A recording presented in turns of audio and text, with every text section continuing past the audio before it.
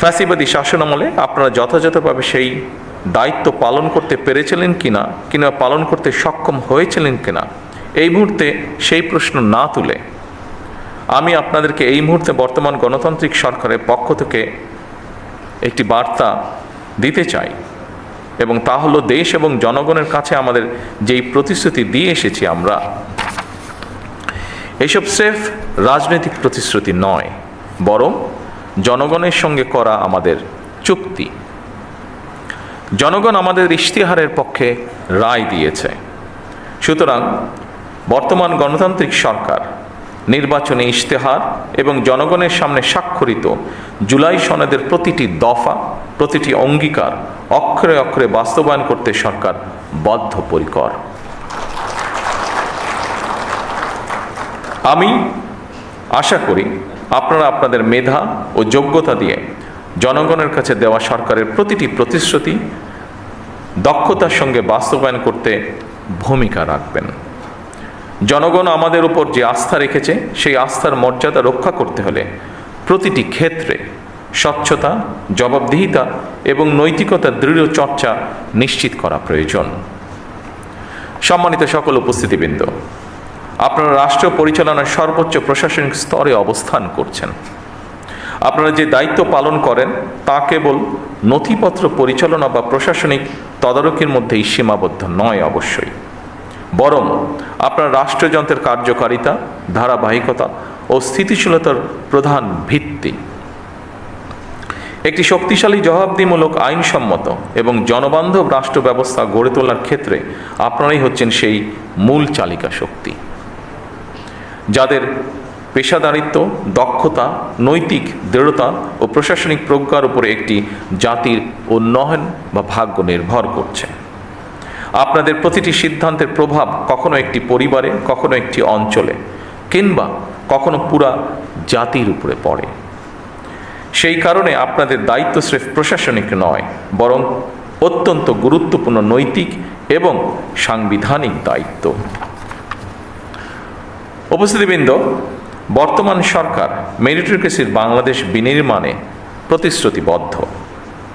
রাষ্ট্রযন্ত্রের নিয়োগ, বদলি, পদোন্নতির ক্ষেত্রে মেধা, সততা, সৃজনশীলতা, দক্ষতা এবং অভিজ্ঞতাই এইগুলোকেই আমরা প্রধান বিবেচ্য হিসাবে গ্রহণ করতে চাই। স্বচ্ছতা ও দ্রুততার সাথে শূন্য পদে সরকারি কর্মচারী নিয়োগ, প্রশাসনিক সংস্কার কমিশন গঠন, শক্তিশালী পাবলিক সার্ভিস কমিশন গঠন এবং বেসরকারি সার্ভিস রুল প্রণয়ন সহ সর্বত্র প্রশাসনিক কাঠামোর কার্যকারিতা এবং জবাবদিহিতা নিশ্চিত করতেও সরকার দৃঢ় প্রতিজ্ঞ।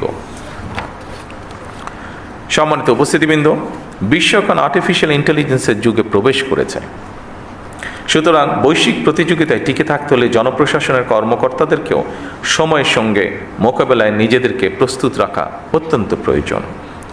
চতুর্থ শিল্প বিপ্লবের এই যুগে কৃত্রিম বুদ্ধিমত্তা, অটোমেশন এবং ডিজিটাল প্রযুক্তির ব্যবহার আমাদের প্রশাসনকে আরও দক্ষ, স্বচ্ছ এবং জবাবদিহিমূলক করে তুলবে।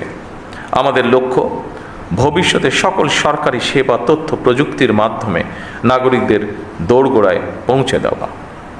এক্ষেত্রে দক্ষ মানব সম্পদ তৈরিতে বিএমের কার্যক্রমকে আরও শক্তিশালী করতে সরকার বিএমকে আরও যে কোনো প্রয়োজনীয় সহায়তা প্রদানে প্রস্তুত। প্রতিযোগিতামূলক বিশ্ব ব্যবস্থায় ব্যবসা বাণিজ্যের প্রসার এবং সহজীকরণে single window clearance, one stop service প্রতিষ্ঠা এবং সম্পূর্ণ ডিজিটাল কর্মপ্রবাহ তৈরি করে আধুনিক বিশ্বের উপযোগী করে সরকারি সম্পাদন ব্যবস্থাকে ঢেলে সাজানো প্রয়োজন। আমাদের উন্নয়ন দৃষ্টিভঙ্গি হতে হবে অন্তর্ভুক্তিমূলক, টেকসই এবং মানবিক। আমরা একটি বাংলাদেশ গড়তে চাই যেখানে উন্নয়নের সফল সমাজের প্রতিটি স্তরে ধীরে ধীরে পৌঁছবে। বৈষম্য কমে আসবে, এক পর্যায়ে ইনশাল্লাহ থাকবে না। নারী এবং যুব সমাজ উন্নয়নের মূল চালিকা শক্তি হিসাবে প্রতিষ্ঠিত হবে এবং অবশ্যই পরিবেশ সংরক্ষণ ও জলবায়ু সহনশীলতা আমাদের প্রতিটি নীতির অংশ হবে। সম্মানিত সকল উপস্থিতিবৃন্দ, আপনারাই নীতি নির্ধারণ এবং নীতি বাস্তবায়নের মধ্যে সেতু বন্ধন। আপনাদের সততা, কর্মদক্ষতা এবং দায়বদ্ধতাই সরকারের সাফল্যের অন্যতম ভিত্তি। আপনাদের প্রতি আমার আহ্বান, নিজেদেরকে শুধু প্রশাসনিক কর্মকর্তা হিসেবে নয়, বরং জনগণের সেবক এবং বন্ধু হিসাবে ভাবুন। সম্মানিত উপস্থিতিবৃন্দ, আমার বক্তব্যে ধৈর্য ধরে শোনার জন্য আপনাদের সকলকে ধন্যবাদ জানাচ্ছি। আল্লাহ হাফেজ। বাংলাদেশ জিন্দাবাদ।